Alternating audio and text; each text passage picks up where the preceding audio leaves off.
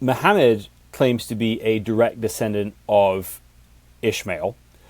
So my question is there any way of proving or disproving that? And what are the avenues we have for exploring that? And is there any evidence one way or the other for this? I'd say a couple of broad answers and then some specifics. Number one, the Y chromosome test is a very finicky test in that it records strictly unbroken line of male descent. So I've had a number of these conversations with my contacts across the ocean who get a result that perhaps is not what they hoped for. And I'll say you might still be related to Muhammad or to Abraham, but the Y chromosome may not record it because you can have, let's say, 50 generations back to Muhammad. And 49 of the 50 are strict father-son links. One generation of father-daughter throws the entire analysis off, and the person I'm speaking to, their Y chromosome is going to be the result of whoever that daughter married. That's how finicky, I guess, in a sense, that type of testing can be. So you have to know with crystal clarity, 100% accuracy, this is my generation back, each generation, each step. There can't be any uncertainty to know how can we test this. So that's one limitation in a sense, or that's just the reality of Y chromosome testing. To be able to know then who did Muhammad come from, what's the link to Abraham, you need to have someone who has a very strongly validated linkage, strictly father-son, strictly paternal, back to Muhammad, test his Y chromosome, and then in theory you could get the answer. I am skeptical. That doesn't exist because Muhammad didn't have any sons. So now we have no way of knowing this, or you'd have to find a brother or someone else. That's the limitations. I know that, just to give an example, so just a personal side note here, when I first was, I guess, became aware of the blood feuds that revolve around this, or very strong sentiments that exist on this topic in question in the Muslim world, I felt a little bit reticent, I guess, to keep going because there's such intense passion about it. And then once I found out that I think it's the King of Morocco and the King of Jordan, each claiming descent from Muhammad, but each having different Y chromosome results, I thought, okay, I'm not creating the controversy. I'm just walking into a pre-existing one. This is okay. One of those two gentlemen must be wrong because they can't both be right if they have different Y chromosome tests. So back to the question of how theoretically could we test Muhammad's linkage, you'd have to have someone who'd have some sort of genealogically verifiable paternal link back to his family or to his father somehow. That's in theory what has to be verified on paper. Then test someone today who would have that sort of linkage, test their Y chromosome, and then see does this line up with what we now know about is the lineage of Abraham. So basically, I suppose what it can go to, though, is it would go through the lineage of Ali, who Muhammad is related to already. So if Muhammad's sons come from Ali, then there is a legitimate link back to the pre-Muhammad past on a patrilineal side. In theory, yes. Again, I feel like with a number, and I'm just thinking again from my experience with European descent people, because I'm not as familiar with the paper trail in the Middle Eastern and North African world. A number of folks who've done a whole lot more paper genealogical work than I have, trying to trace their own family trees. One guy I remember talking to in particular, he said the trails he's traced for his family line tend to go dark about the 1200s.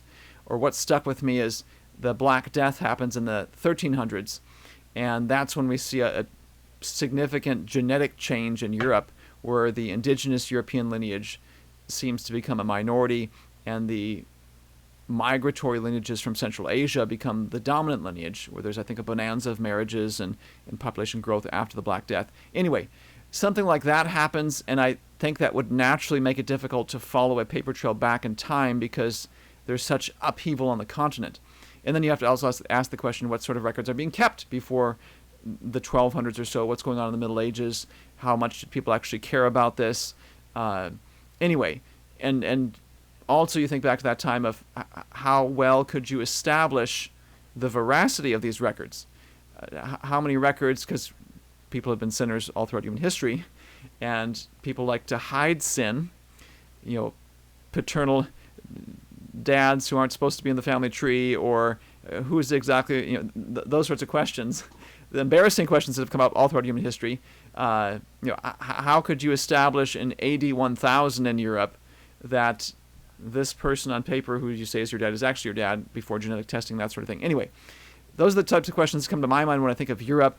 I think those are valid to ask in the Middle East and North Africa, and I've had Muslims tell me, saying, well, there's already a controversy, there's so much weight we put on our genealogical descent that during earlier eras, and I can't remember if it was one of the Turkic ruling eras or a different one, there are known rulers who falsify their genealogies just to try to assume a mantle of legitimacy to rule the Muslim world. So if that's already known, then I feel like there's some added skepticism that has to creep into any discussion. Anyone who says, yep, I know for sure, this is my strictly unbroken male line into Muhammad's family, I'd say, okay, well, politely, let's take a look at all the links to make sure we know this is true. And anyway, I think what I'm coming around to is being able to test Muhammad's linkage back to Abraham today is a difficult question. I don't know if we're going to be able to solve it in the near future. Okay, so there's kind of like two different versions of this in the sort of Islamic sources that I don't think people quite realize the way these things are at odds with each other.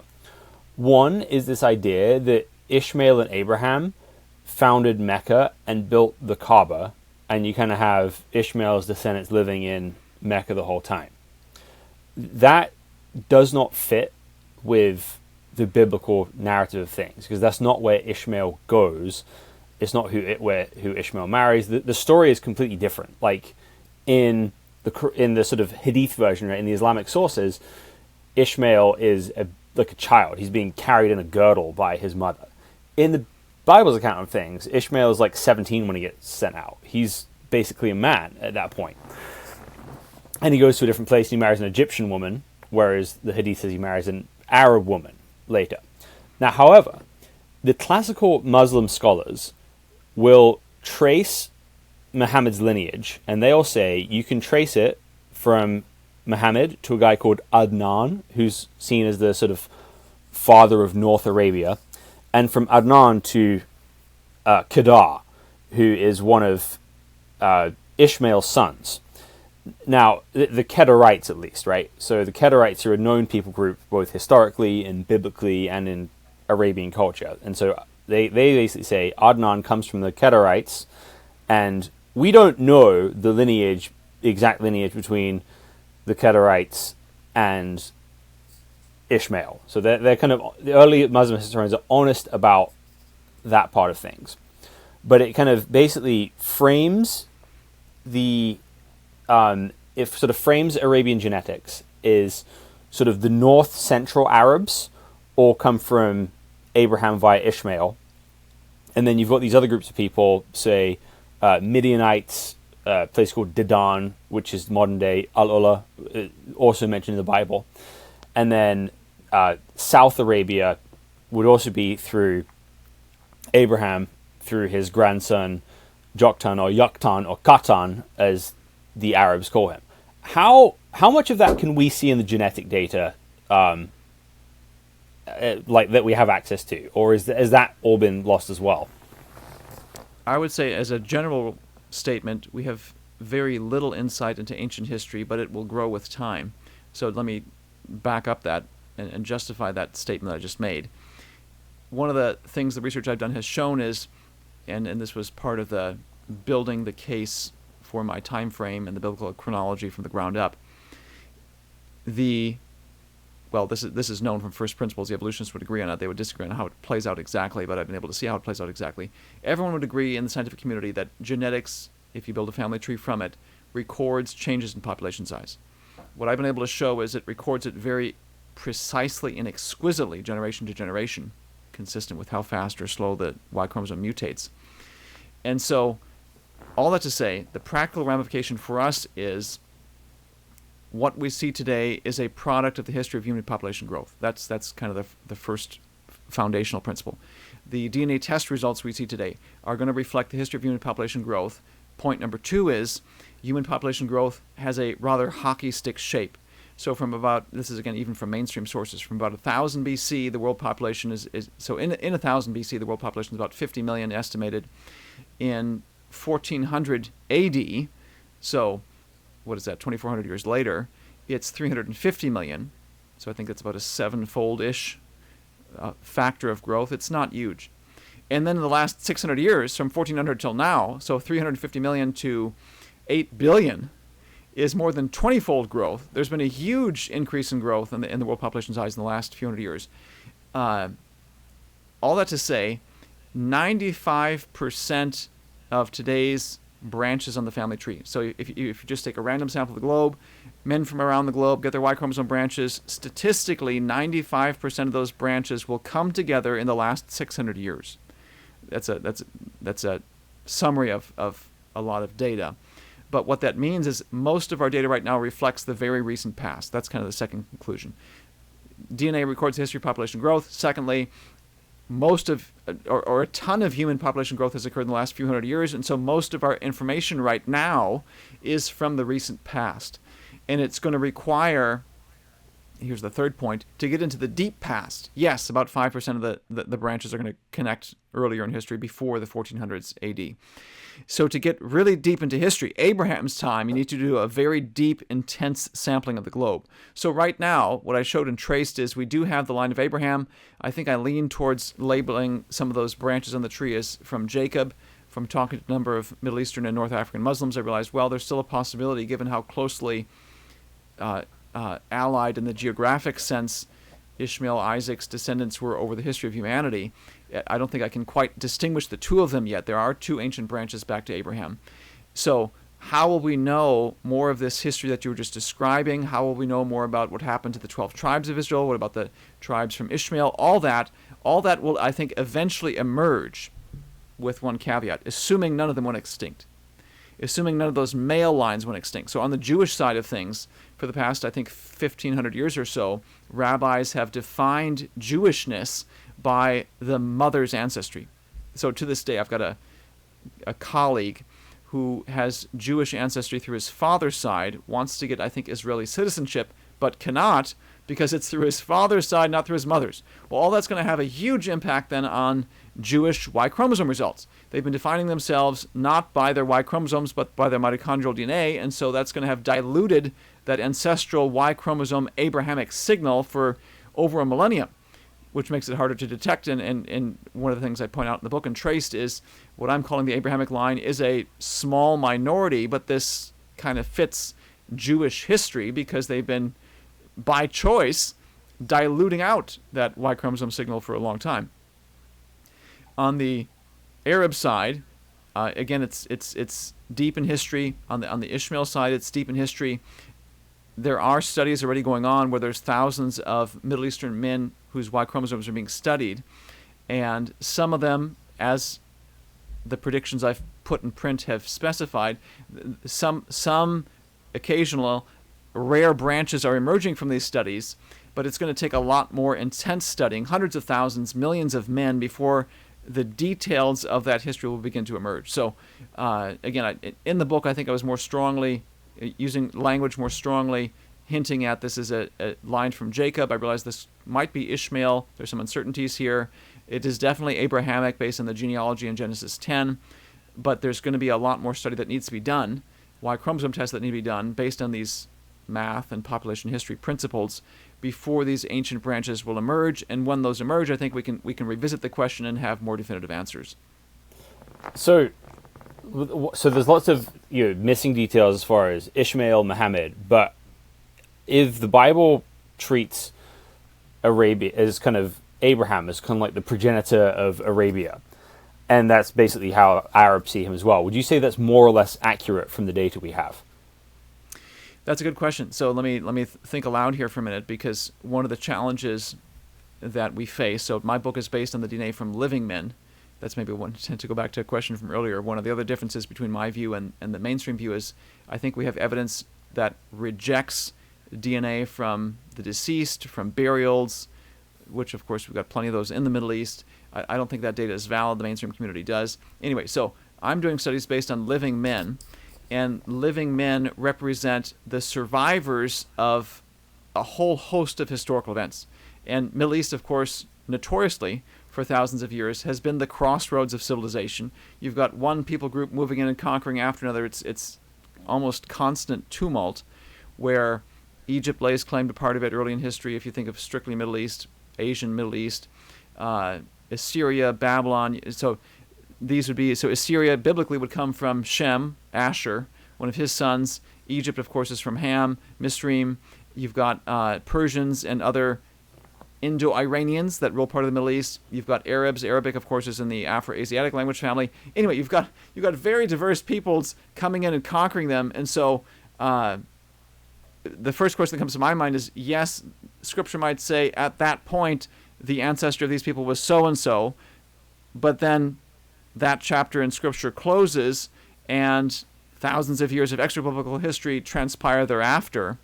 And that's what also affects the DNA results of people we see today. In other words, the people we see today, the Y chromosome results, are essentially the most reproductively successful men in history. And a general rule of thumb that I've seen is last conqueror tends to win. So whoever came in and swept through and won most recently tends to leave today the biggest Y chromosome signature. So so I guess to answer your question as to whether or not this plays out in the Y chromosome, I guess the short answer is it's complicated, because there's a very complicated history that follows those ancient biblical statements. Right. So I suppose if we wanted to study this deeper, probably one of the best samples to really examine closely would be the Bedouin and people in Central Arabia, because if you look at when Arabia is conquered. So Egypt takes, Mecca and Medina at one point. The Ottoman Empire rules over Arabia briefly as well. And you do have Persians taking some cities, Babylonians taking some cities, even Romans taking some cities. But the sort of desert, the central desert culture is never really completely subdued. So if you could get samples of a lot of, Bedouins and people with ancestry going back to Bedouins, it seems like you could maybe get a pretty good sample of that, almost untouched, plausibly less touched genetics. I would agree with you in theory. I feel like we've got many examples of this around the globe where these people should be isolated. I was thinking of a group in India where they claim, I think, strict descent from the Apostle Thomas, or somewhere in Syria, and we've never been intermixed, and of course their Y chromosomes have been tested and they're intermixed. And this is not to cast doubt on their claims. The tricky part is one exception can throw off the math. So what I'm thinking of is, let's say you have a community where they have had very strict marriage practices to almost 99% purity. One exception from 1,000 years ago, we adopted someone in, or whatever it is. We assimilated this person. Just because this man saved my daughters from bandits at the well, and now he's marrying into the family. Exactly. The quirky statistics of human reproduction, which again, it's, just to give an example, I'm thinking of my own family tree. My dad had 3 brothers. Which of those 3 brothers' Y chromosome is going to be in existence in a few hundred years? One of my dad's brothers had 1 son, and he passed, unfortunately, before, and he had 1 daughter, no sons. So that brother's Y chromosomes lineage seems to have stopped now, will not exist. My other uncle, dad's other brother, has 1 son who's married, but he has 1 daughter. So that brother's Y chromosome lineage might go extinct. My dad had 2 sons. I've got 1 brother, and I have 3 sons, and my brother has 1 son. So statistically, just in 2 generations, if you look at the grandchildren, my father has already a huge, a multiplicative advantage over his brothers, and that's not because of anything by choice or design. It's just, that's how it plays out. Sometimes you have lots of sons, sometimes you have lots of daughters, sometimes you don't have many children, some do have a lot of children. And so one guy 1,000 years ago can just so happen to have a lot of sons, and it ends up dominating the whole Y chromosome lineages of people today, or has a much more over-representative sampling or presence in the people today. So Bedouins, I think, have been studied, and they tend to have a genetic profile very similar to others.